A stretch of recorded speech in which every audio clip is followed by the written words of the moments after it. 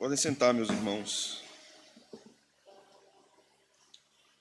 Hoje nós vamos continuar nossos estudos no livro de Levítico e vamos para o capítulo 9.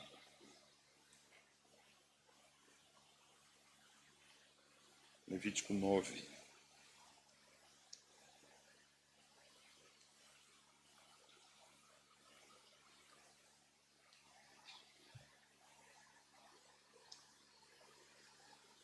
O negócio descendo aqui do meu. Sei que era um espírito aqui descendo. Um anjo, é? Isso é um anjo que desceu aqui.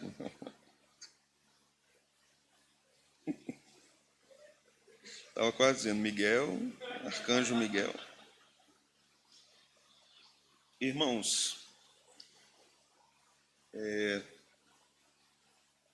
a partir de hoje e na próxima exposição do livro de Levítico, nós vamos estudar 2 capítulos que vão tratar sobre temas correlatos e complementares. A partir do capítulo 11, nós vamos estudar sobre leis específicas sobre purificação, animais imundos e etc. Mas no capítulo 9 e 10, nós vamos observar instruções importantes acerca do culto que agrada ao Senhor e do culto que desagrada ao Senhor. Hoje nós vamos especificamente estudar sobre o propósito do culto. É claro que nós estamos lidando aqui com o culto no Antigo Testamento, então há certas descontinuidades. Os sacrifícios de animais no Antigo Testamento são descontinuados no Novo Testamento, como nós lemos na Epístola aos Hebreus, e nós vamos estudar mais profundamente quando estudarmos a Epístola aos Hebreus depois do Levítico. Talvez façamos uma pausa para um livro menor e depois retornamos para Hebreus para complementarmos o nosso estudo a respeito da adoração no Antigo Testamento e a importância de Cristo para a adoração da igreja. Mas aqui nós vamos lidar com o propósito do culto e a glória do Senhor. O propósito do culto é a busca pela glória do Senhor. E nós vamos observar como isso se dá no capítulo 9. O capítulo 9 é uma continuação do capítulo 8. Então nós estamos falando a respeito da consagração de Arão como sumo sacerdote e dos seus filhos como sacerdotes. O sumo sacerdote é o chefe dos sacerdotes, né? O grande supervisor e também um representante do povo perante Deus. Moisés ocupou de alguma forma os ofícios de profeta e sacerdote no antigo Israel. Mas a partir daqui nós vamos perceber que, através das instruções que Deus deu a Moisés e através da unção dada a Arão e seus filhos, Moisés definitivamente agora não fará mais o papel de sacerdote, mas isso é entregue a Arão e a seus filhos.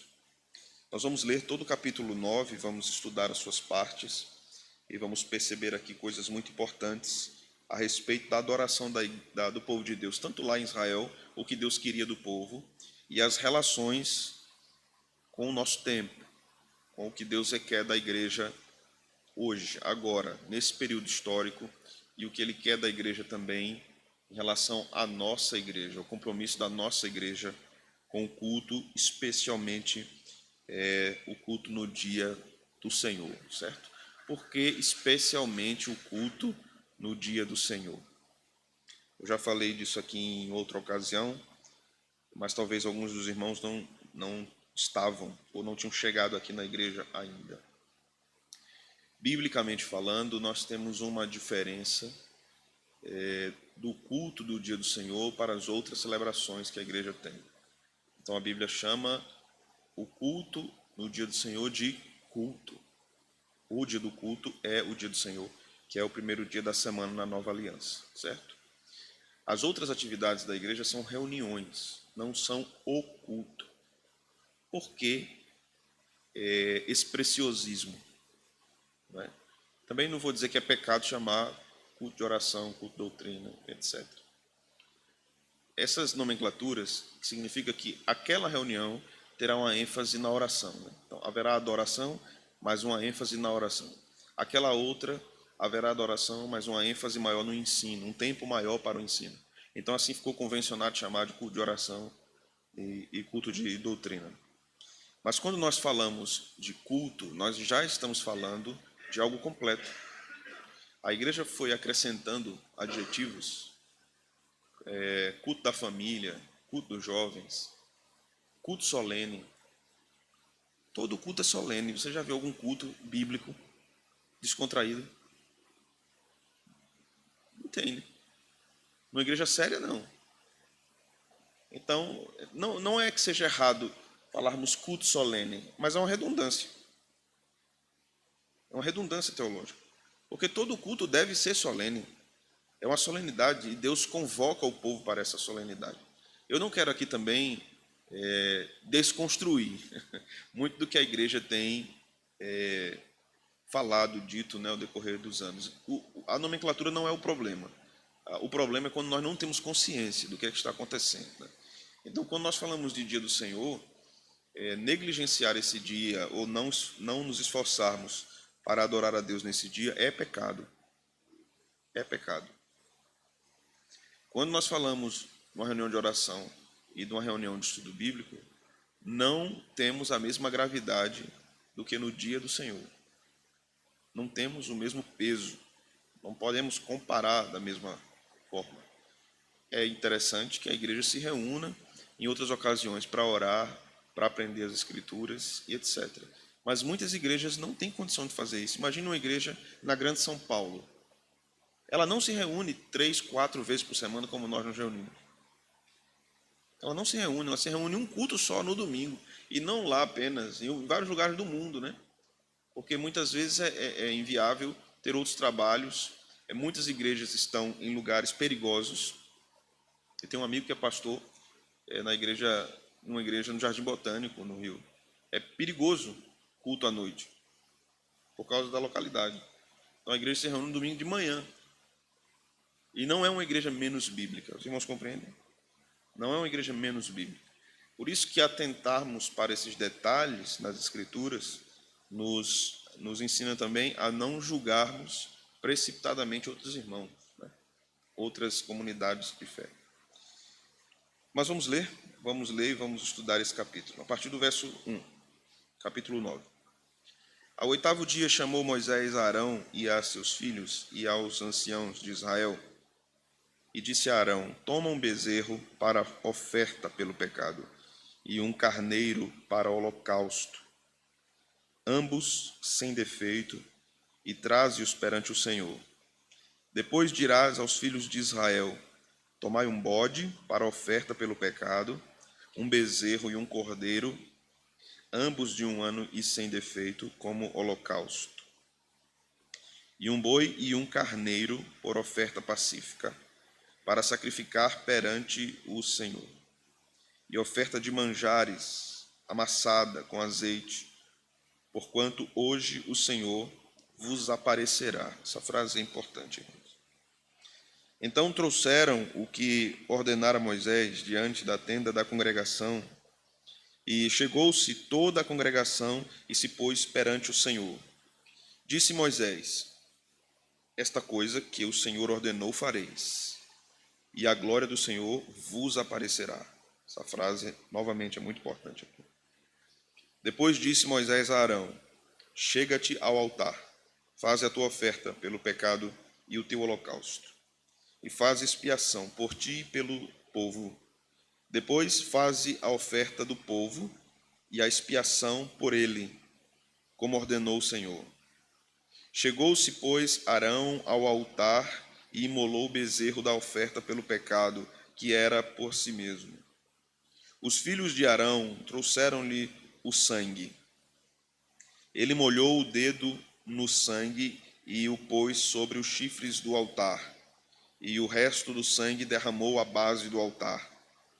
Mas a gordura e os rins e o redenho do fígado da oferta pelo pecado queimou sobre o altar, como o Senhor ordenara a Moisés. Porém a carne e o couro queimou fora do arraial. Depois imolou o holocausto, e os filhos de Arão lhe entregaram o sangue, e ele o aspergiu sobre o altar em redor, Também lhe entregaram o holocausto nos seus pedaços, com a cabeça, e o queimou sobre o altar. E lavou as entranhas e as pernas e as queimou sobre o holocausto no altar. Depois fez chegar a oferta do povo, e tomando o bode da oferta pelo pecado, que era pelo povo, o imolou, matou, né? E o preparou por oferta pelo pecado, como fizera com o primeiro. Também fez chegar o holocausto e o ofereceu segundo o rito.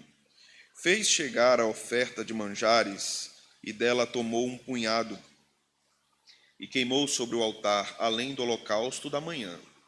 Depois imolou o boi e o carneiro, em sacrifício pacífico, que era pelo povo.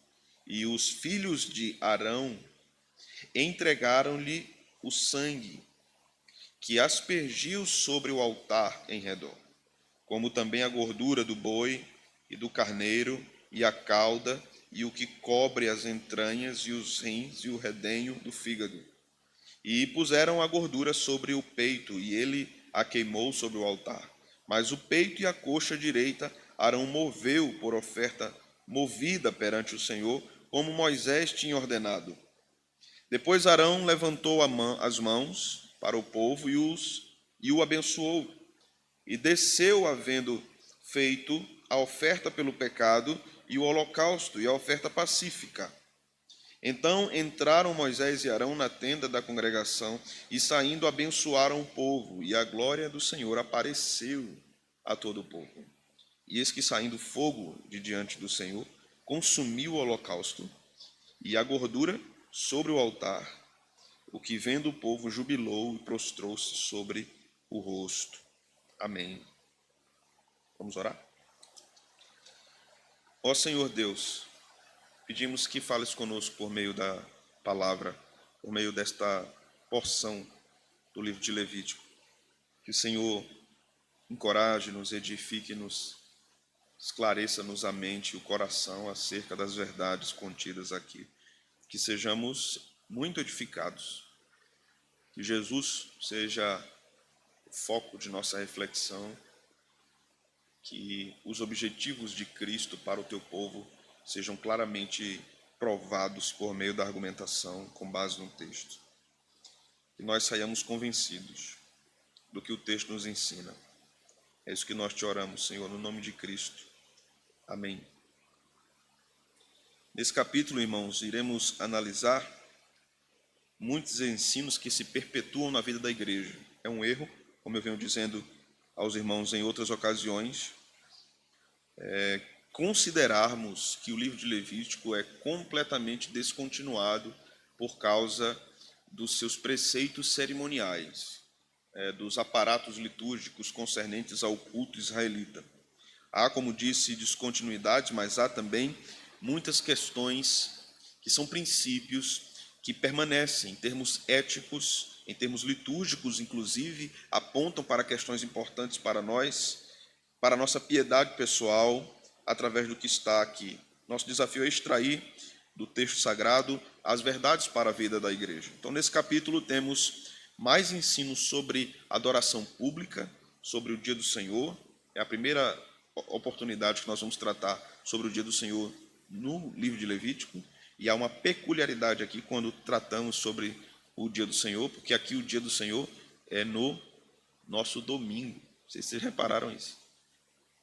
No 8º dia, não no 7º. Então, o 8º dia aqui são ensinos claros que vão apontando para aquela mudança futura que ocorreria do 7º para o 8º dia. Nós vamos aprender isso mais claramente. Então, não apenas os sacerdotes aqui, que estavam nessa cerimônia de consagração, deveriam estar em condição fiel de adorar a Deus, mas todo o povo deveria estar, de modo geral, em condição fiel de adorar a Deus. Isso se dava através das ofertas, da fidelidade nas ofertas, mas não apenas no oferecimento de dar a oferta. Aquele que não tinha condição de dar um holocausto, de dar um novilho em holocausto, dava gado miúdo, animais menores. Aquele que não tinha condição de dar, dava oferta de manjares, cereais. Aquele que não tinha condição de dar, como nós vimos em textos anteriores, dava pássaros, pequenos pássaros. Então, todas as classes, podemos dizer assim, sociais do povo de Israel, tinha o dever de adorar a Deus com ofertas. E Deus entendia a classe que cada um estava, e não havia segregação da parte do Senhor no culto. Todos deveriam cultuar a Deus juntos. Hoje nós estamos vendo as discussões nas redes sociais sobre igrejas que têm área VIP, para que os visitantes ou membros daquelas igrejas que são astros, né, que são estrelas, que são famosos, possam cultuar em paz e não serem importunados pelos fãs. Veja em que estágio nós chegamos. Então estamos fazendo isso, muitos dizem, para preservar aqueles irmãos mais famosos a não serem idolatrados. Eu acho que o caminho não era esse, não. Eu acho que o caminho era dizer assim: vocês, banda idólatra, deixa o povo adorar a Deus em paz.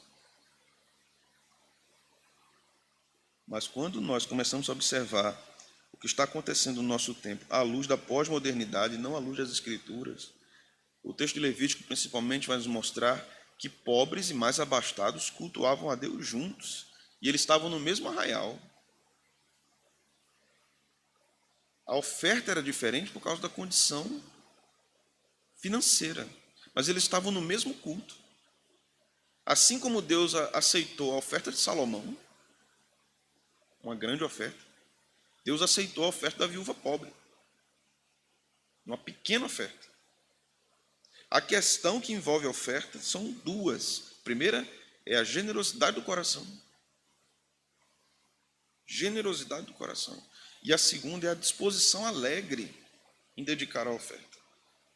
Isso é o que nós aprendemos nas Escrituras. Então nós veremos algumas coisas aqui nesse capítulo concernentes a isso. Vamos ler mais uma vez a partir do verso 1. Veja, ao 8º dia chamou Moisés a Arão e a seus filhos e os anciãos de Israel e disse: tome um bezerro para a oferta pelo pecado e um carneiro para o holocausto.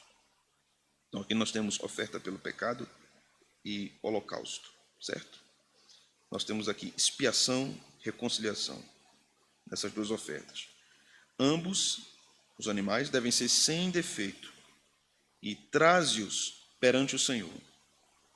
Observe que o verso 3 vai nos dizer: depois dirás aos filhos de Israel: tomai um bode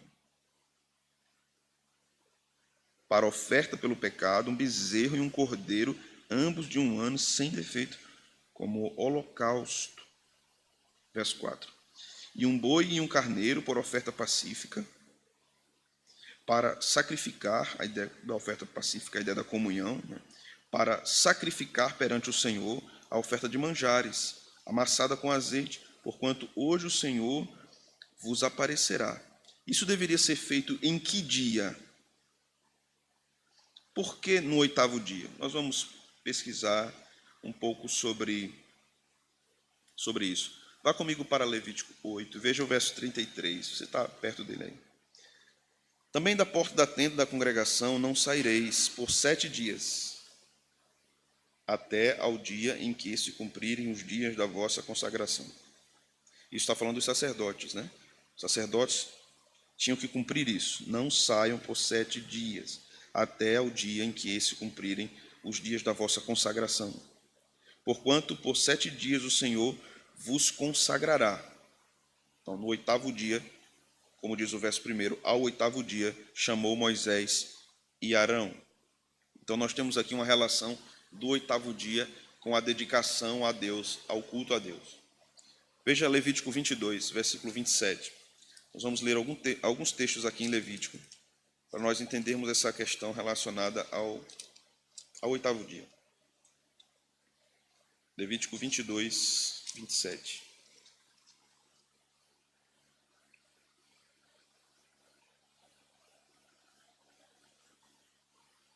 O texto diz: quando nascer o boi, ou o cordeiro, ou cabra, 7 dias, diz o que aí? Estará com a mãe. E agora? Do 8º dia em diante, será aceito por oferta queimada ao Senhor. O 8º dia é equivalente ao primeiro dia da semana. Vamos voltar para Levítico 12, versículo 3.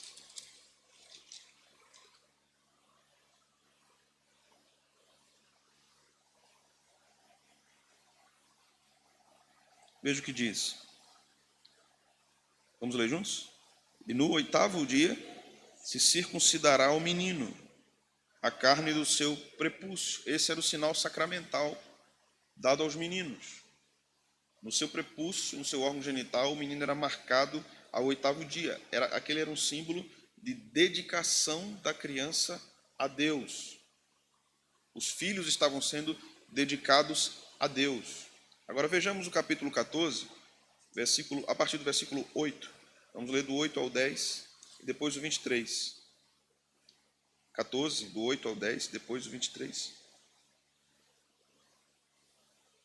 Aquele que tem de se purificar, lavará as vestes, rapará todo o seu pelo, banhar-se-á com água e será limpo. Depois entrará no arraial, porém ficará fora da sua tenda por quantos dias? 7 dias. Ao 7º dia rapará todo o seu cabelo, a cabeça, a barba e as sobrancelhas, rapará todo o pelo, lavará as suas vestes, banhará o corpo com água e será limpo. Verso 10, como é que diz? No 8º dia tomará 2 cordeiros sem defeito, uma cordeira sem defeito de 1 ano e 3 dízimas de 1 efa de flor de farinha para oferta de manjares, amassada com azeite, separadamente 1 cestário de azeite. Agora veja o verso 23. O texto vai dizer aqui: ao 8º dia da sua purificação, os trará o sacerdote à porta da tenda da congregação, perante o Senhor. Eu não vou ler todas as passagens possíveis de Levítico, mas aqui nós já temos noção de que o 8º dia era considerado um dia de dedicação ao Senhor.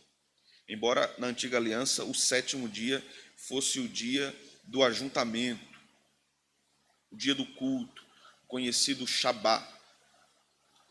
Isso vai ser mudado no Novo Testamento. Observe por quê. Deus cria o mundo em 6 dias e no 7º ele descansa.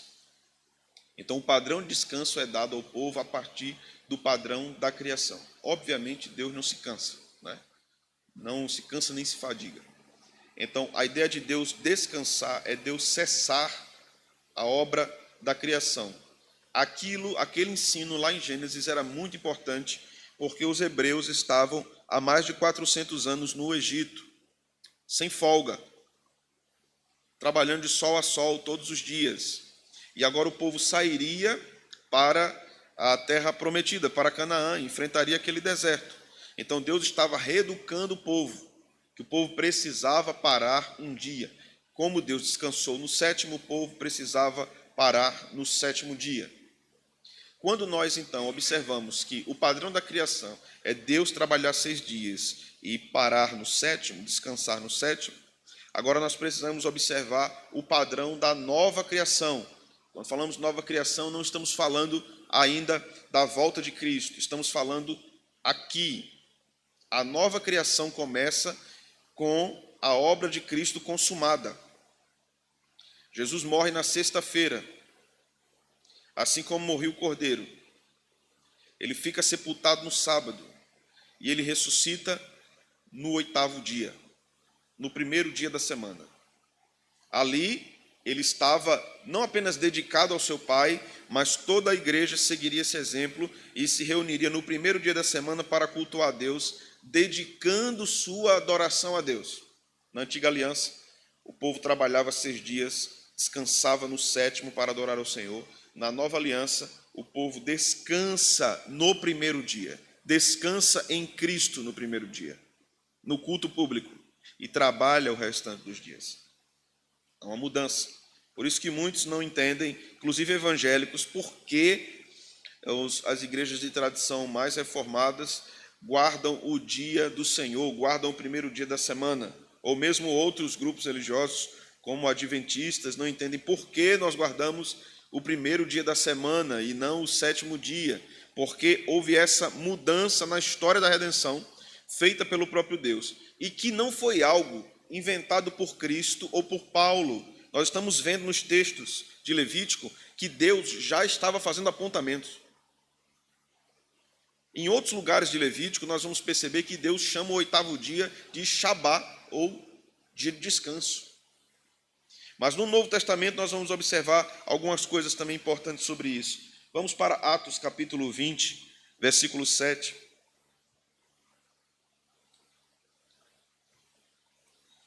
Abra aí sua Bíblia em Atos 20, versículo 7.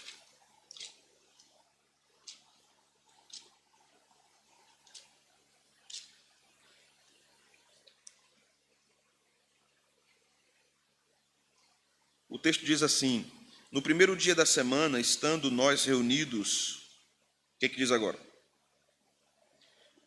De partir o pão,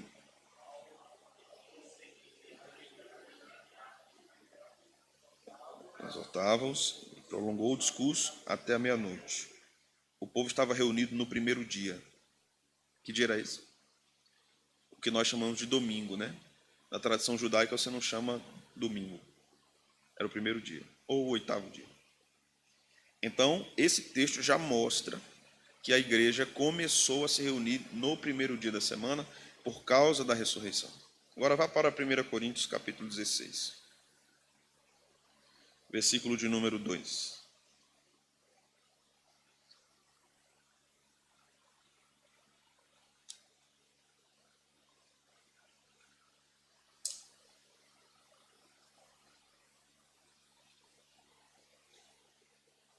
O texto vai nos dizer: no primeiro dia da semana, cada um de vós ponha de parte em casa, conforme a sua prosperidade, e vá juntando, para que não façam coletas quando eu for. Porque o povo deveria juntar suas ofertas no primeiro dia da semana, porque esse era o dia do culto. Mas pastor, Paulo não está falando aqui em casa? Sim, porque os cultos aconteciam nas casas. Então essas igrejas que se reuniam em casas deveriam juntar esses recursos e entregar a Paulo quando ele fosse, para que ele socorresse igrejas pobres. Então a igreja tinha o costume de se reunir no primeiro dia da semana. Veja Apocalipse, é o último texto que nós vamos ler do Novo Testamento. Apocalipse capítulo 1, versículo 10.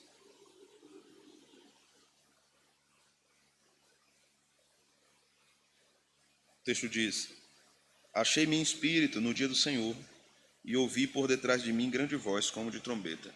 Que dia era esse? O primeiro dia da semana. Com esta fala de João, nós compreendemos que, pelo menos no final do primeiro século, aqui, João está já no fim daquele século da igreja, a igreja já chamava o dia de culto de dia do Senhor. Então, isso é apontado tanto no Antigo Testamento como no Novo Testamento, que o dia do Senhor seria o primeiro dia. Que ele foi o sétimo na Antiga Aliança, mas na Segunda Aliança, ou na Nova Aliança, ele seria o dia do Senhor, o dia da ressurreição. Esse é o dia que nós nos reunimos. Por que Moisés começa esse capítulo falando sobre isso? E o que é que tem a ver em nós pensarmos sobre o propósito da adoração a partir disso? Porque o oitavo dia, no capítulo 9 de Levítico, aparece como um dia de dedicação.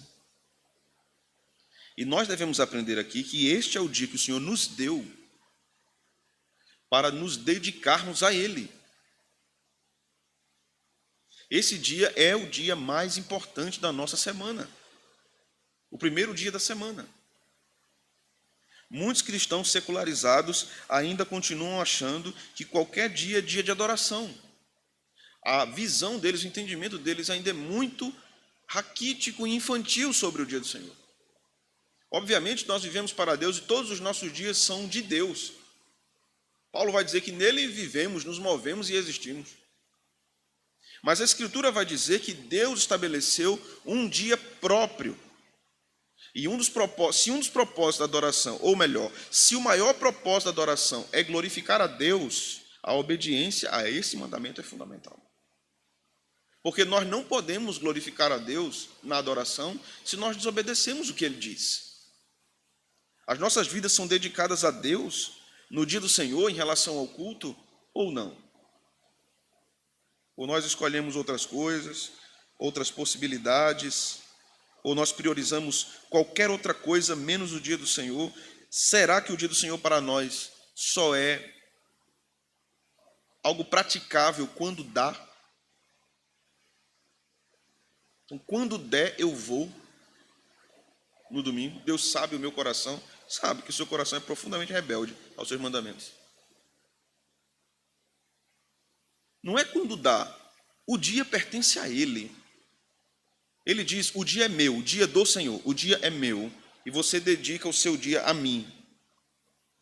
É claro que haverão obras de necessidade, obras de misericórdia, aqueles que trabalham em hospitais, aqueles que cuidam de enfermos, aqueles que estão enfermos, aqueles que estão viajando a trabalho, por exemplo, e possivelmente não conseguem congregar na sua igreja de origem, mas devem congregar em uma igreja onde eles estão, aqueles que estão de férias, que não conseguem estar na sua igreja naquele domingo, nas férias, mas devem congregar em uma igreja próxima onde ele está.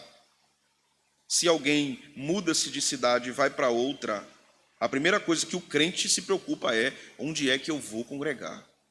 É a primeira coisa, não é onde eu vou morar, não é a acessibilidade da minha casa para o meu trabalho, para o mercado, para a faculdade, não. Onde é que eu vou congregar? Há uma igreja bíblica saudável? Não, não há, então eu não vou. Se há possibilidade de não escolher, que tem aqueles trabalhos que você é jogado, né? Você vai. Aí você não tem possibilidade. Mas se você tem possibilidade de dizer sim ou não, e você não se preocupa com a sua alma, onde vai congregar, e acha que você vai conseguir sozinho, nenhum crente consegue caminhar sozinho. Nenhum crente. Quando foi que você caminhou sozinho, sem a igreja, que deu certo? Me diga aí. Não dá certo. Não dá certo. Isso é importante aqui nesse capítulo, irmãos, porque vai nos mostrando que se nós queremos glorificar a Deus na adoração, o ajuntamento do crente com os outros no dia do Senhor é fundamental para que Deus seja glorificado. Fundamental. A sua adoração particular não substitui a sua adoração junto com a igreja. Não substitui. Uma não substitui a outra. As suas orações em casa, o culto doméstico em casa com a sua família, não substitui o culto na igreja. As duas coisas devem ser feitas. Sua leitura devocional sozinho ou sozinha deve ser feita, com a família deve ser feita, e na reunião com a igreja deve ser feito também. Essa é a vida saudável da igreja. Continuando, então, Moisés vai falar, a partir do verso 2, como ensina aqui, a respeito das ofertas oferecidas pelo próprio Arão.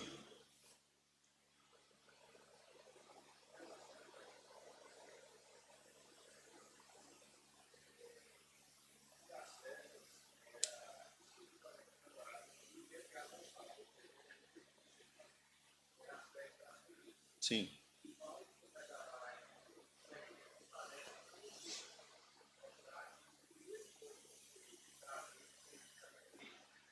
É a primícia dos que dormem. Exato. O Levítico vai apontando várias vezes, né, para essa mudança. O que ocorre em muitos contextos evangélicos é uma secularização do dia do Senhor. Não, eu adoro a Deus todos os dias. Não, eu não tenho que estar fixado nisso. Veja, irmãos, observe só. A minha posição em relação ao dia do Senhor não é uma posição legalista nem doentia.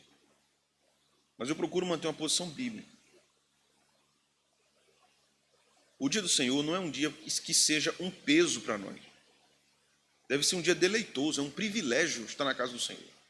Eu tive a provação de trabalhar muitos anos para sustentar minha casa nos domingos. Muitos anos. Eu ia trabalhar agradecendo a Deus porque eu tinha um trabalho, mas angustiado porque eu não podia estar na igreja. Agora foi muito tempo. Um crente, quando não pode estar no dia do Senhor com a igreja, ele deve pedir a Deus libertação. Senhor, liberta-me dessa condição. Eu quero estar com o teu povo naquele dia, adorando ao Senhor.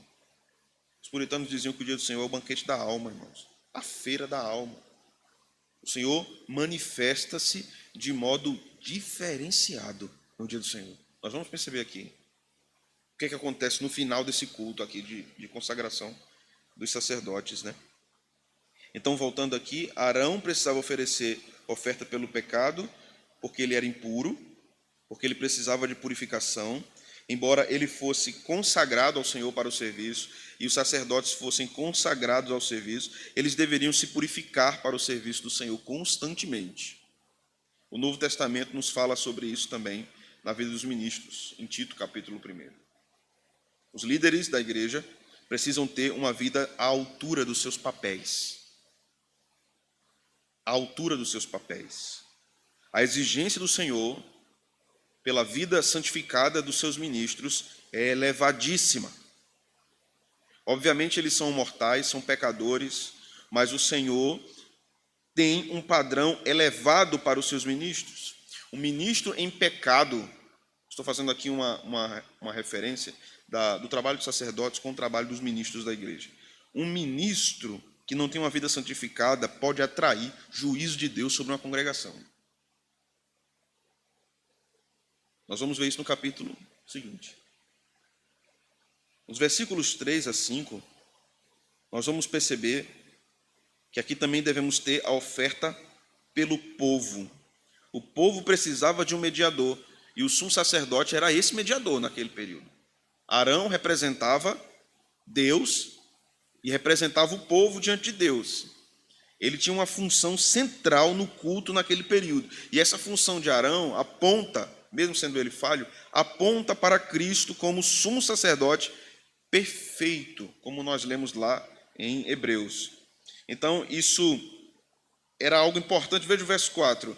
E um boi e um carneiro por oferta pacífica para sacrificar perante o Senhor, e oferta de manjares amassada com azeite, porquanto hoje o Senhor vos aparecerá. Há uma promessa aqui de Moisés acerca de uma teofania de Deus. Teofanias são aparições de Deus no Antigo Testamento, seja através da figura de um anjo, seja através do fogo. Aqui, nesse capítulo, é através do fogo. O fogo que consome a oferta, lá no final do capítulo, não foi aceso, não.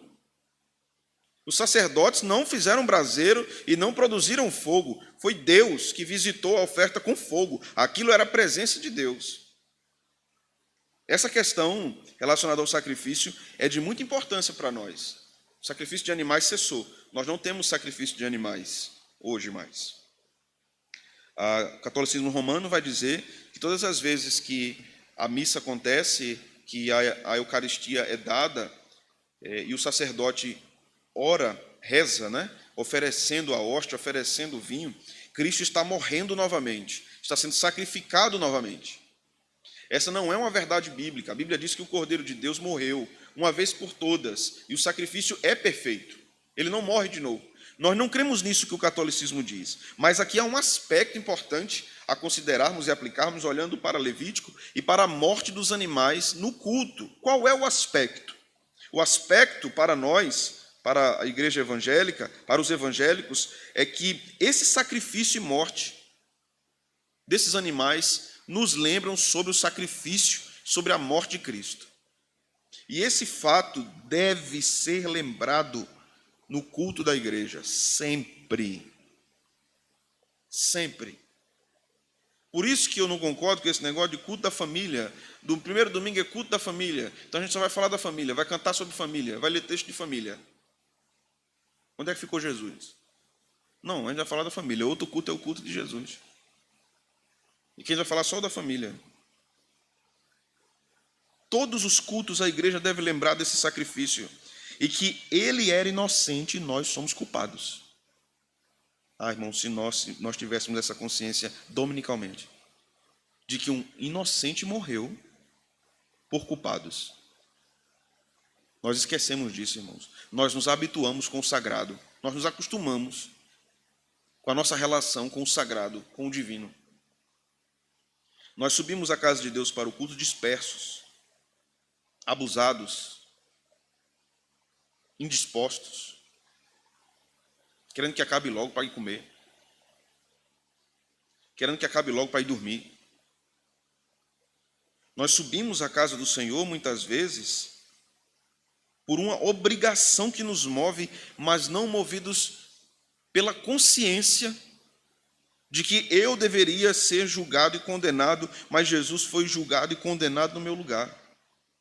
O versículo 6, então, nos ensina sobre o propósito da adoração. Veja, disse Moisés: esta coisa que o Senhor ordenou fareis, e a glória do Senhor vos aparecerá. Esse é o propósito da adoração, a busca pela aparição da glória do Senhor no culto. Esse é o propósito. Nós devemos cultuar a Deus em busca disso. Senhor, manifesta a tua glória no nosso meio. Manifesta a tua vontade no nosso meio. Manifesta a tua santidade no nosso meio.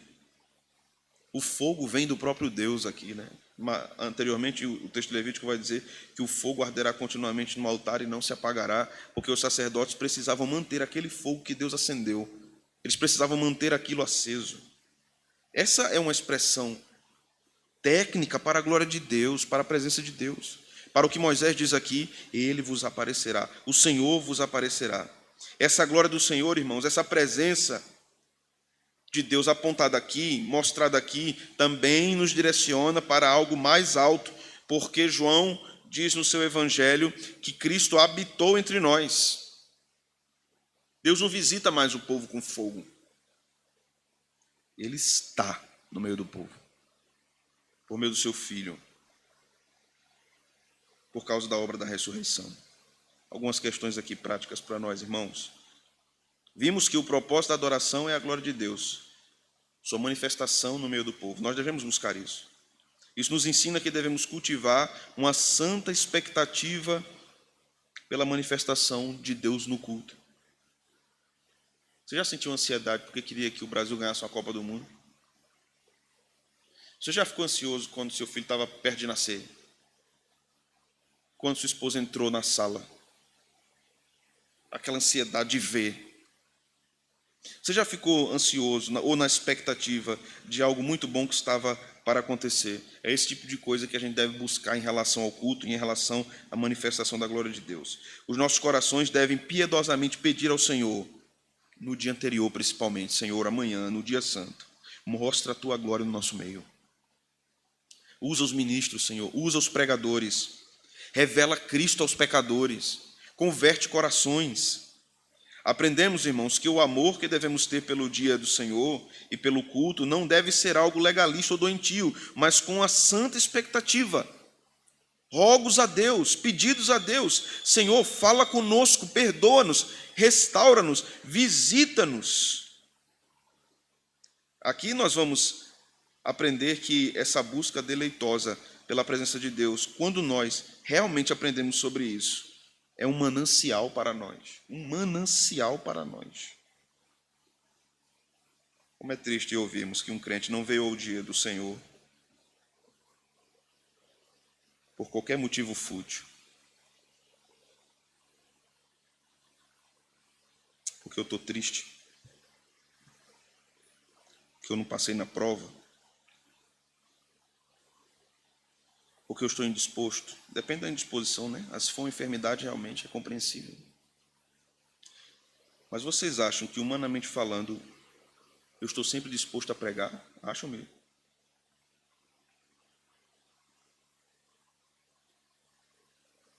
Não estou, irmãos. Sabe por que eu prego? Porque tem alguém mais importante do que eu no culto.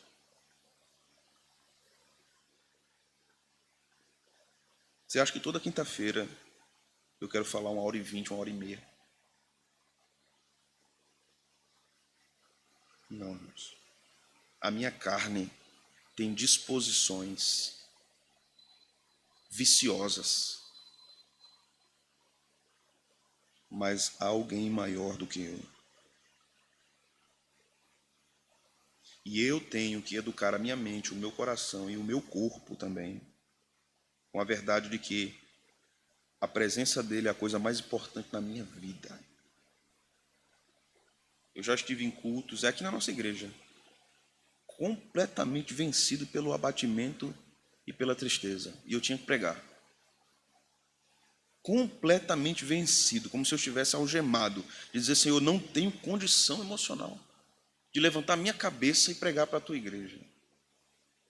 E à medida que o culto foi acontecendo, o Senhor foi me visitando, foi me visitando, foi me visitando. E eu senti um refrigério na minha carne. Não era na minha mente, era na minha carne. O Senhor revigorando todas as minhas forças e marejando os meus olhos. Senhor, o que é isso, Senhor? Isso sou eu. Isso é a minha presença que lhe sustenta. É isso que nós devemos buscar e ansiar. A partir do verso 7, nós temos a purificação dos sacerdotes. Não vou me estender muito aqui, porque nós já consideramos isso em outros lugares. Mas eu vou ler com vocês e vou fazer algumas aplicações. A partir do verso 7 até o versículo de número 14. O texto vai dizer: Depois disse Moisés a Arão: Chega-te ao altar, faz a tua oferta pelo pecado e o teu holocausto, e faz expiação por ti e pelo povo. Depois faz a oferta do povo e a expiação por ele, como ordenou o Senhor. Chegou-se, pois, Arão ao altar e imolou o bezerro da oferta pelo pecado, que era por si mesmo. Veja, o sumo sacerdote realizou o sacrifício e ele tinha consciência, quando ele estava fazendo aquilo, que um animal inocente, perfeito, sem defeito, estava sendo morto por causa dele. Deus estava transferindo o castigo que era para Arão ao animal, para que Arão tivesse, então, certa competência de continuar ministrando ao povo. Deus está fazendo isso também pelo povo e pelos filhos dele. Veja o verso 9. Os filhos de Arão trouxeram-lhe o sangue, ele molhou o dedo no sangue e o pôs sobre os chifres do altar, e o resto do sangue derramou à base do altar. Mas a gordura e os rins, o redenho do fígado, da oferta de pecado queimou sobre o altar, como o Senhor ordenara a Moisés. Porém, a carne e o couro queimou fora do arraial. Nós já vimos isso em outros lugares. Isso aqui tudo precisava ser queimado, nada poderia ser consumido, nem pelo povo, nem pelos sacerdotes. Tudo era dedicado a Deus. Verso 12. Depois imolou o holocausto, e os filhos de Arão lhe entregaram o sangue e o aspergiu sobre o altar em redor. Também lhe entregaram o holocausto dos seus pedaços, com a cabeça, e queimou sobre o altar. E lavou as entranhas e as pernas, e as queimou sobre o holocausto no altar. Nós já vimos isso extensamente em outros lugares, mas aqui eu quero fazer alguns apontamentos. Em primeiro lugar, nós vamos observar aqui, irmãos, assim como no Éden, assim como na história de Noé, assim como nas histórias de Abraão, de Isaac, de Jacó, de José. Os líderes do povo não eram isentos da reprovação divina. Os líderes do povo também poderiam ser reprovados pelo Senhor. Não havia uma medida menor para os sacerdotes. Eles não eram privilegiados pelo Senhor porque eram sacerdotes. Na verdade, a exigência do Senhor era muito maior para eles. A segunda coisa que fica evidente aqui no texto, que Deus chamou homens para esse serviço. Para o serviço do ensino. Entendamos, irmãos, que isso não é uma diminuição da figura feminina, não é. Deus está lidando com a ordem criacional das coisas. Deus chamou homens para o sacerdócio e eles deviam guiar o povo. Em nenhum lugar das Escrituras, mulheres, tanto nem judias como nem cristãs do Novo Testamento, foram chamadas para guiar o povo. Em nenhum lugar. Essa era uma prática pagã. Isso acontecia nos povos antigos, não em Israel, não na igreja. Hoje há uma corrente teológica chamada igualitarismo. No começo, uma mulher poderia ser pastora e o seu esposo não ser pastor. Ele era o cabeça em casa, mas na igreja era ela. Isso foi um problema para muitas igrejas. Então o que é que faz agora? Vão ser os dois, então. Piorou mais ainda. Porque não há nenhuma base bíblica para isso. Mas Áquila e Priscila eram missionários. A Bíblia não diz que Priscila era pastora. Não podemos dizer o que a Bíblia não está dizendo. Mas Débora era juíza. Juíza, ela não era pastora. Pastores do povo eram sacerdotes no Antigo Testamento. No Novo Testamento, apóstolos. Depois, presbíteros. Não existe no Novo Testamento o termo presbítera. Não existe. Não temos como empurrar nas Escrituras algo que é contemporâneo e dizendo, não, porque naquela época havia uma cultura machista em relação à mulher. De fato, isso acontecia entre os judeus, mas observe entre os cristãos como era o tratamento da mulher. Em primeiro lugar, Jesus ressuscita e aparece a uma mulher. Em segundo lugar, as mulheres ajudaram muito Jesus no seu ministério. Elas estavam sempre perto, sempre ajudando. Em terceiro lugar, se alguém queria provar algo juridicamente naquele período do Novo Testamento, jamais se diria, e apareceu a uma mulher. Porque o testemunho da mulher naquela sociedade não tinha validade. E Paulo fala sobre o aparecimento de Jesus à mulher. Os evangelhos falam também. Então, o Novo Testamento não é machista, nem Paulo era machista, nem Jesus era machista. Mas tanto Cristo, como Paulo, como Pedro, como os apóstolos, colocam a mulher no lugar de dignidade que o Senhor a colocou. E a mulher cristã deve querer o lugar que o Senhor a colocou. A mulher cristã não deve desejar um lugar que Deus não tem para ela. Não deve. Muitos cristãos têm sido iludidos por falta de conhecimento bíblico. Lembremos que a instrução para que a mulher fosse líder sobre seu marido vem da serpente no Éden. Não é assim, meus irmãos? A instrução para que a mulher governasse seu marido vem da serpente. A serpente não vai a Adão, ele vai a Eva. Ele instrui Eva a desobedecer à instrução vinda do seu marido. E o seu marido se submete ao pecado de sua esposa. Ali há o exemplo claro do que pode acontecer se a igreja trilhar esses caminhos. Tenhamos muito cuidado e temor ao Senhor, meus irmãos. Igrejas que têm mulheres pastoreando, não têm pastores. Não tem. Essas mulheres podem ser crentes, piedosas, elas podem conhecer o Evangelho, mas o que é que elas precisam fazer, pastor? Abandonar o pastorado. E dizer, eu pequei contra o Senhor, porque a Bíblia não manda isso. E eu não quero esse posto porque não me pertence. Eu quero estar onde o Senhor me colocou a estar. Os que ensinam na igreja, de modo coletivo, né? No dia do Senhor, os ministros que pregam, que ensinam no dia do Senhor, na história bíblica sempre foram os homens. Repito, não é machismo. É ordem divina. Deus é machista? Não. É ordem divina. Por que a nossa geração tem tanta dificuldade para entender isso? Imagine se todo homem ficasse revoltado porque não engravidava. Não, mas eu quero. Por que eu não posso?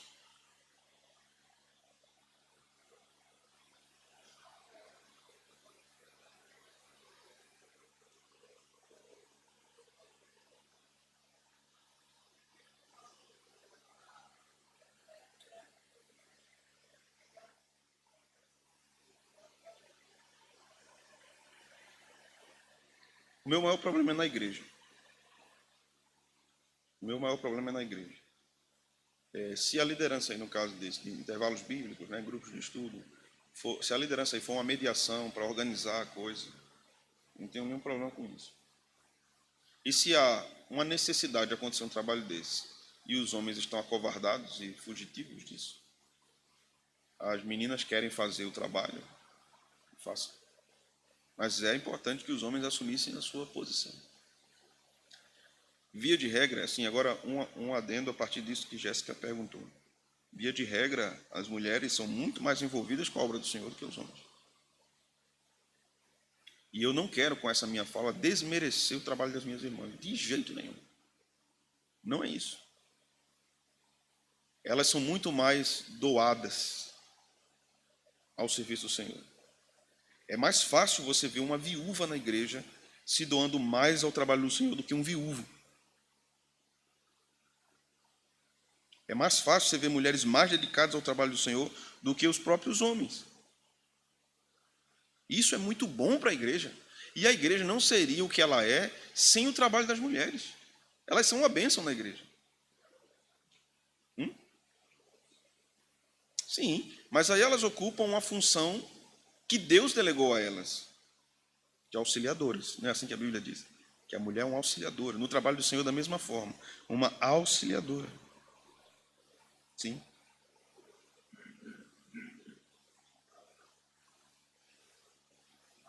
o líder. Sim,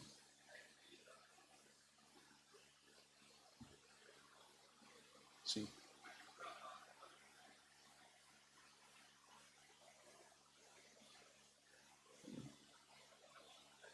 sem problema. Nós não estamos falando da igreja. Essa questão foi discutida muito tempo pela igreja. John Knox, por exemplo, era um terrível opositor da rainha da Escócia. Quer dizer, você não devia estar aí, não. E ela tinha medo dele. Ela, tira esse homem de perto de mim. Mas John Knox, no final da vida, reconhece algumas coisas. Ele diz: eu não devia ter falado o que eu falei, da forma que eu falei em muitos momentos. Eu não devia ter feito isso. Na própria história da reforma, nós temos mulheres que foram reformadoras. Mulheres muito comprometidas. Mas os homens eram os ministros da igreja. Né? Eu tive muitas professoras que foram impactantes na minha vida, no seminário. Mulheres piedosas, piedosas, que não estavam num contexto, podemos dizer, mais reformado. As suas igrejas eram mais abertas, podemos dizer assim. E foram assediadas a serem pastoras. E elas nos diziam em sala de aula: não há evidência bíblica. Deus me chamou para um ensino e eu estou satisfeita nisso. Se Deus tivesse me dado outro serviço na igreja, eu estaria satisfeita também. Deus não me chamou para ser pastor. Agora, juíza, médica, supervisora, diretora de uma escola.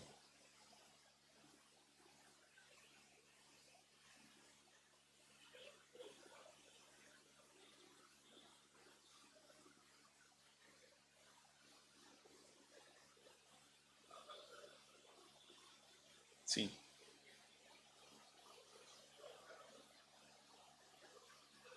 da esposa. Isso.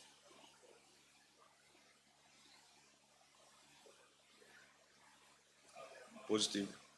Exatamente. Então, a Bíblia não proíbe a mulher de trabalhar, né? Inclusive, a Bíblia fala de mulheres empreendedoras, sábias na negociação. Mas quando a mulher abandona suas funções domésticas por causa do trabalho, tendo funções domésticas, isso se torna pecado. Da mesma forma, a postura de alguns homens. A minha mulher ganha bem, né? Ela é uma juíza, ela é uma promotora. Eu fico aqui em casa cuidando da casa. Aí tá lá o homem lá cuidando da casa. Tá errado. Ele tem que trabalhar. Se ela trabalha, amém, ela trabalha. Ele vai trabalhar também. Ele não tem que ficar à sombra do que a mulher ganha. Mesmo que haja concordância. Mesmo que ela diga assim: não, meu filho, fique aí. Você quer o quê? Quer quanto para ficar em casa? Qual é o carro que você quer? Porque tem, viu? Tem. Meu filho quer o quê? Meu filho quer o quê? Acaba acorda de meio-dia, aí a mulher manda mensagem para ele: acordou, meu filho? Acordei agora. Eu vou comer o quê? Ela fala: quer que eu peça para você? Quer pelo iFood? Quer? Você quer o quê? Qual o molho que você quer? Não, pelo amor de Deus. Um homem é uma criatura criada para o trabalho. Um homem, trabalho árduo. A mulher também é. Mas o trabalho da mulher é diferente. O homem é treinado para suar sangue no trabalho. Para ele transpirar sangue. Mas os papéis, como os papéis estão sendo invertidos no mundo, isso está alcançando a própria igreja. Está invadindo os padrões da igreja. E as igrejas vão achando normal porque aquilo é o padrão cultural do seu tempo. Nós não devemos seguir o padrão cultural do nosso tempo, devemos seguir a escritura. Sim. Pronto, é. Essa é uma igreja doida, né? Soprou para a direita, a igreja vai. Soprou para a esquerda, a igreja vai. Soprou para frente, a igreja vai. Para trás, a igreja vai. Então, voltou. Diga, Marcelo. Nossa.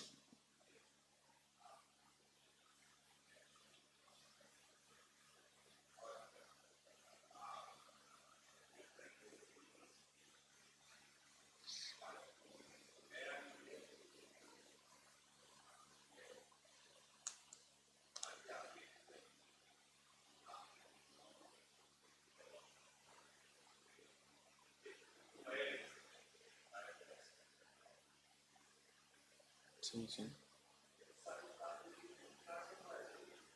Marido, pai, né?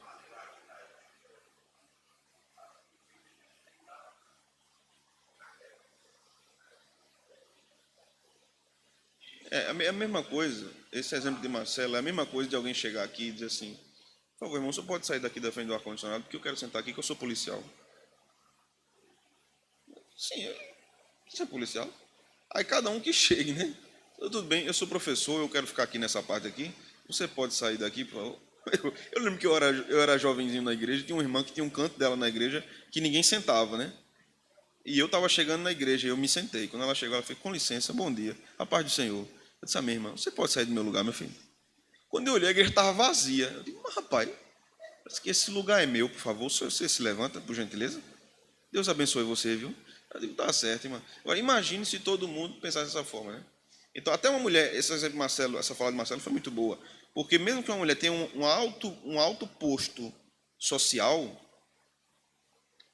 na sociedade, né? Em casa ela é a esposa e ela é a mãe. Então, no dia que ela disser para o marido assim, cale sua boca, que eu sou juíza, ela pecou, né? Diga, Silvio.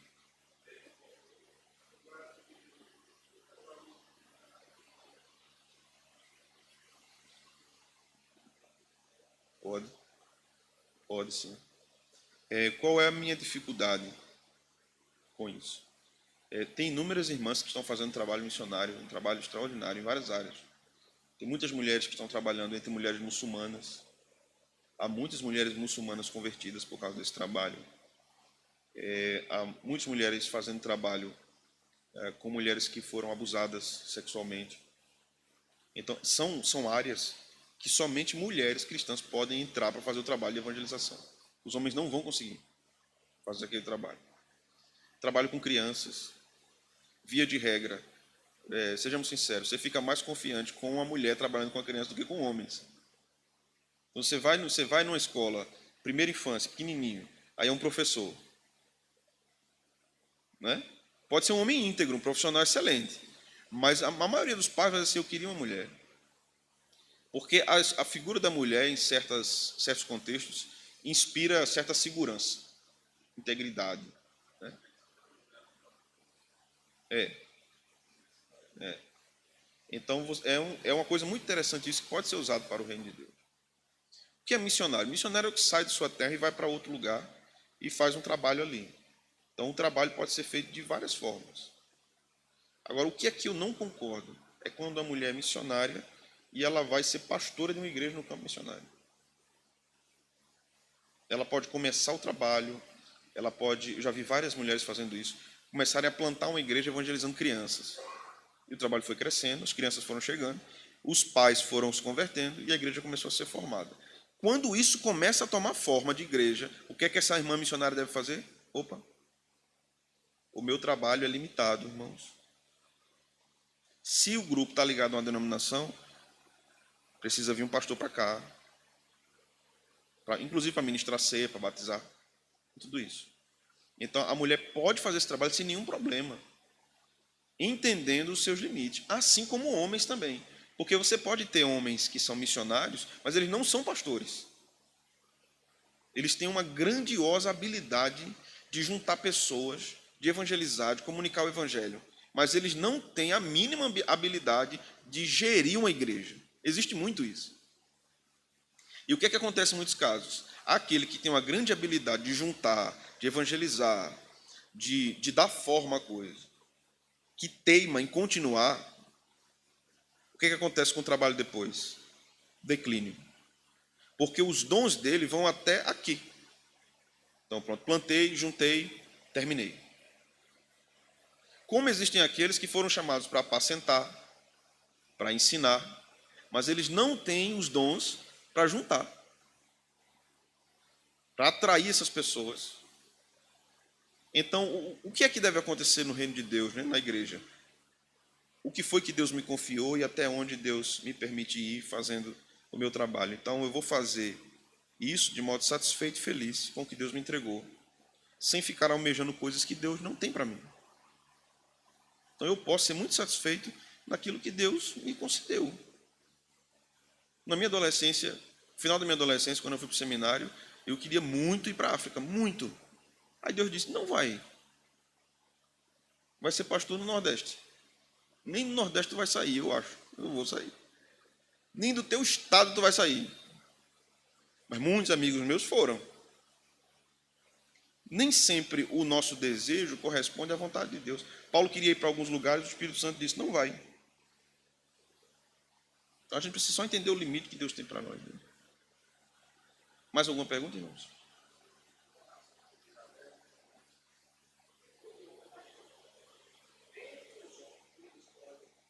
Alguns.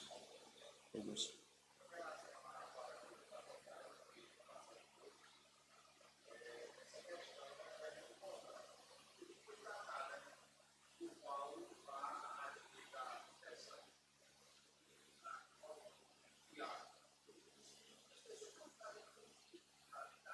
Da igreja.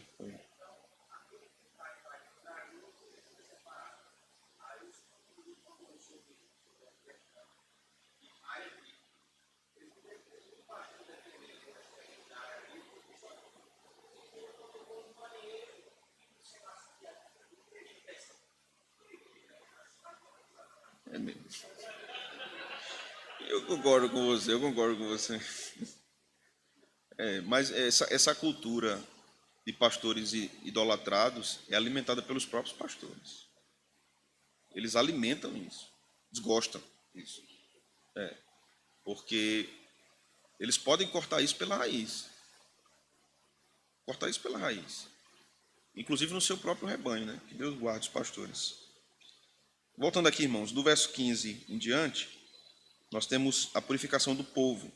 Nós também já vimos muito sobre isso em outros lugares, né? Então não vou me deter muito aqui, vamos para o final do verso 22 até o verso 24, que é o final do capítulo. Depois Arão levantou as mãos para o povo e o abençoou e desceu, havendo feito a oferta pelo pecado e o holocausto e a oferta pacífica. Então entraram Moisés e Arão na tenda da congregação e saindo abençoaram o povo. E a glória do Senhor apareceu a todo o povo. Eu vou me deter aqui um pouco nessa questão de abençoar o povo e Arão levantou as mãos. Né? A bênção sacerdotal está presente aqui, como aparece também lá em Números capítulo 6. Né? A adoração fiel do povo resultou nisso. Depois do povo ter adorado como Deus havia descrito, Arão levanta as mãos então e abençoa o povo, pronuncia uma bênção de mãos erguidas ao povo. Devemos entender aqui algumas coisas sobre isso, porque as mãos erguidas indicavam que o Senhor era o destinatário das súplicas de cada pessoa que estava orando. Não há nenhum poder mágico nas mãos do pastor quando ele levanta a mão. E os crentes ficarem assim, né?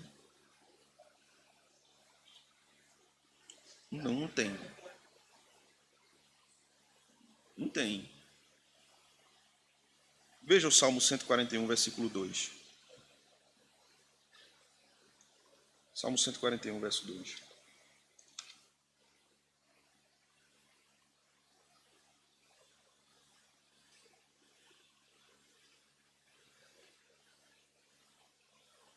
Suba a tua presença a minha oração como incenso e seja o erguer de minhas mãos como oferenda vespertina.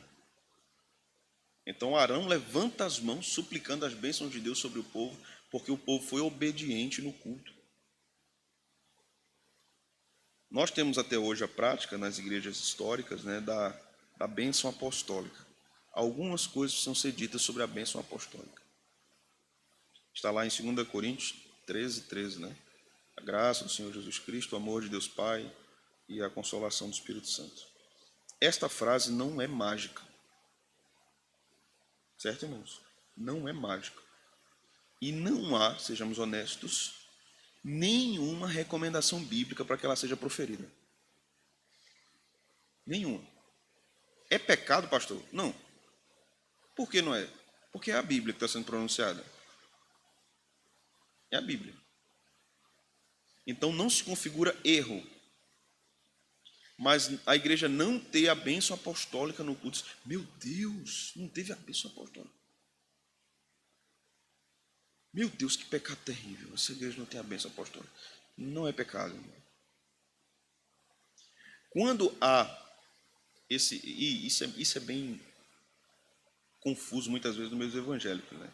Então, por exemplo, há denominações que dizem presbíteros não podem emitir a bênção apostólica. E eles podem o quê?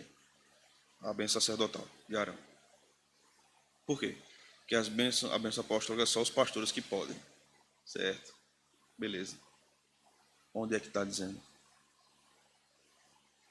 Não está dizendo cantinho não, mas é. Ah, tá bom. Então tá certo. É melhor admitirmos assim, convencionou-se assim. A prática é assim. O costume da igreja é assim. Então, quando Arão faz isso aqui, ele invoca a bênção de Deus e a glória de Deus sobre o povo.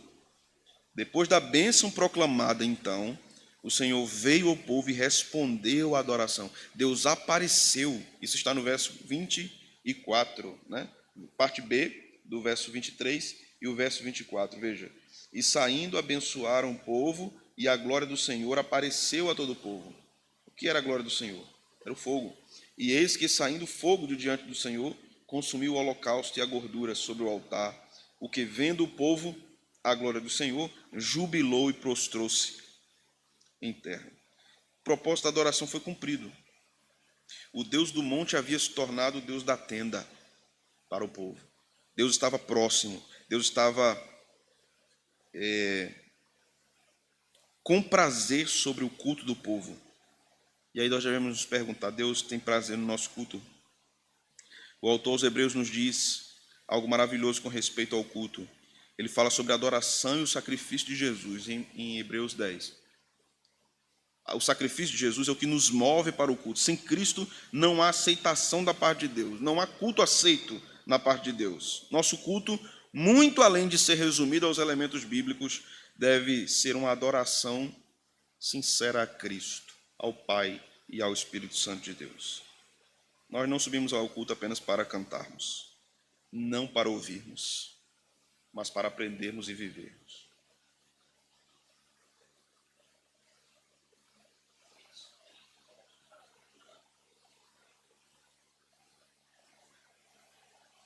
Quem encerra é Deus, né? Quem encerra é Deus com fogo. Então há igrejas de tradição reformada, por exemplo, que começam com a bênção apostólica no começo do culto. Para nós é muito esquisito, né? Como assim no começo? Mas a ordem também deve acontecer. A confissão de pecados pode ser no começo do culto, o ideal era que fosse. Mas ela pode ser no meio também. Ela pode ser depois da pregação também. Não é? O que importa é que o elemento esteja ali. Nossa motivação para a adoração deve ser a glória de Deus. Nossa motivação para a adoração, irmãos, não deve ser o conforto estético. Não deve ser o conforto do prédio. Tudo deve, evidentemente, ser feito para a glória de Deus. Seja no prédio, seja na música, seja na arrumação da igreja. Tudo isso tem o seu lugar e a sua importância. Mas quando falamos sobre o que Deus entende como a melhor forma de adoração, precisamos entender o que Deus diz com isso, da forma mais simples, sendo feita com excelência.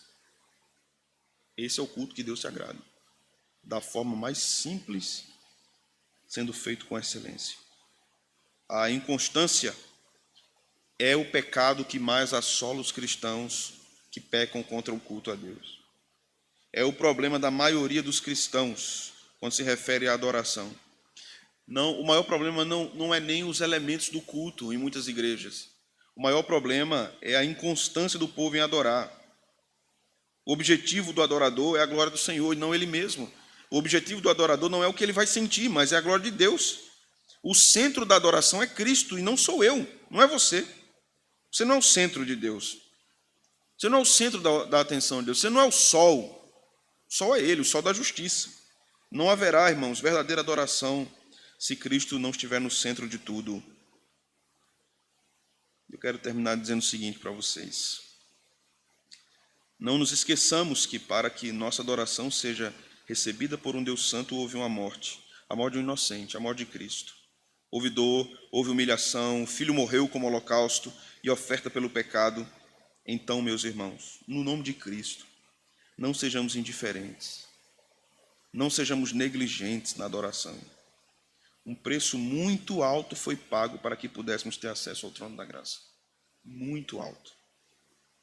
Se lamente quando você não conseguir estar com a igreja adorando. Lamente. E, Senhor, eu queria estar lá. Que o Senhor abençoe meus irmãos que estão lá. E quando estiver, Senhor, obrigado por estar aqui. Porque eu poderia estar impossibilitado de estar aqui. Muitos crentes estão nesse momento dentro de uma UTI. Muitos crentes estão nesse momento impossibilitados de ir à igreja por vários fatores. Fatores de locomoção, limitação de saúde. E muitos de nós têm total possibilidade de buscar o Senhor, de aprender mais, mas nós não queremos. Nós rejeitamos. O tempo vai passar, meus irmãos, e pode ser tarde demais quando nós quisermos estar na casa de Deus. Diga não.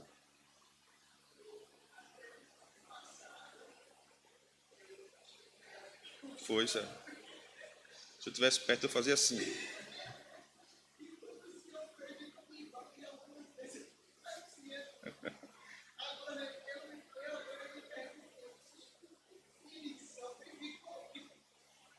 Deixa eu dizer sobre isso, né? Alguns mais radicais vão dizer que o crente não deveria fazer, né, esses gestos. O problema não é nada disso. O problema não é você fazer assim, o problema não é você fazer assim, o problema não é você fazer assim. O problema é você ter consciência do que está acontecendo. De que não está saindo um poder do Power Ranger da mão do pastor, assim, direto para o povo. Não está saindo. Não tem um raio laser e o povo pegou a unção. Não vai acontecer. Né? E não é o lenço de Paulo, né? Então, como você ora, a Bíblia manda a gente levantar as mãos para orar, né? Erguei mãos santas. Também não tem problema botar a mão no peito, nem juntar a mão, nada disso. O problema é ter consciência de que o ministro, ele não é o portador da bênção. Quem abençoa é Deus. O ministro é apenas um instrumento de Deus, que deve ser respeitado, deve ser amado pela igreja, mas nunca deve ser idolatrado, nem visto como a fonte de todo o bem para a igreja. Ele pode ser a manifestação do bem de Deus para a igreja, mas a fonte não. A vida dele pode ser uma grande bênção, mas a fonte nunca. Pode colocar a mãozinha assim, pode botar a mão no peito, normalmente não tem problema nenhum. Mais alguém, irmãos, quer perguntar alguma coisa? Irmão Giovanni, perguntar? Não, senhor. Sim, senhor. Vamos ficar de pé, irmãos, vamos orar. Obrigado, Senhor, por esta noite. Leva-nos em paz para os nossos lares. Dá-nos um descanso abençoado. É o que nós te oramos, no nome de Cristo. Amém. Deus abençoe, irmãos. Até